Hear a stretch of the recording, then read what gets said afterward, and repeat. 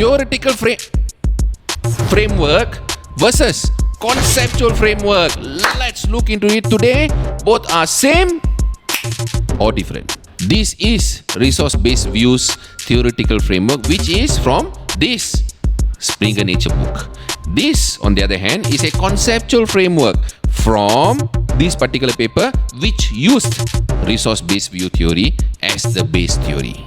Some people confuse between what is conceptual framework and which one is theoretical framework. So I can tell you both are not the same.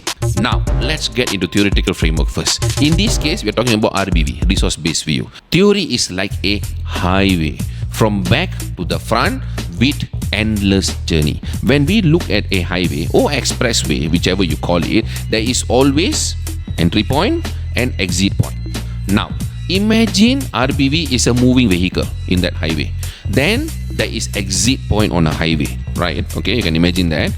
That is your theoretical gap. There is an exit point. There is a gap there in your literature that needs to be filled. Theoretical gap or research gap can be in any form, namely evidence gap, knowledge gap, empirical gap, methodological gap, population gap, theoretical gap. Just to explain a little bit more on the gaps. Number one, evidence gap. There are contrary reporting in literature, so therefore you require to further study to solve that particular contrarian puzzle. Number two, knowledge gap. There are questions yearning for deeper insights or information into an area, into a subject area.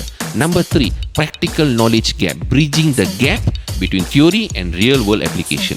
Number four, empirical gap. There is a void in empirical studies, signaling the need for fresh set of data. Number five, methodological gap. When it's time to innovate beyond outdated research methods, that is methodological gap. Number six, population gap. Spotlight the stories of neglected or underrepresented communities or policies. Number seven, theoretical gap. Filling in the missing puzzle pieces of your field's theoretical framework. You can select one of the type of gaps that I just shared to explore, or you can mix it up to explore more types of gaps in the same research. Now, coming back to the story. Exit point is clear. Now is the entry point into the highway, because there is an exit point. To fill that gap, there is a car coming in. That car is your conceptual framework to fill that particular gap. Now, this is where we introduce independent variable, mediator, moderator, and dependent variable.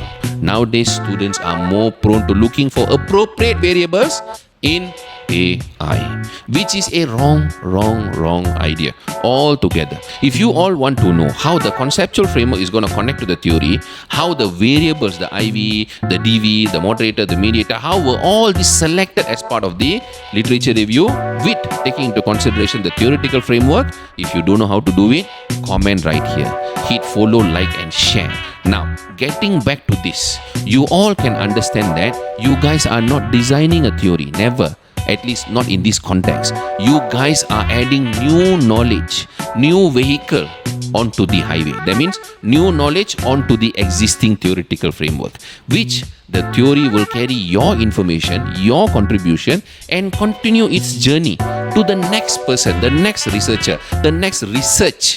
Alright, and the next person will keep adding their knowledge with new framework, with new conceptual framework as their knowledge to the theoretical framework. See you all in the next lesson on how to develop the framework in accordance with theoretical framework so that you all don't need to fail.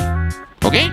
So don't forget, if you want me to teach, make sure you hit the subscribe button and comment down there.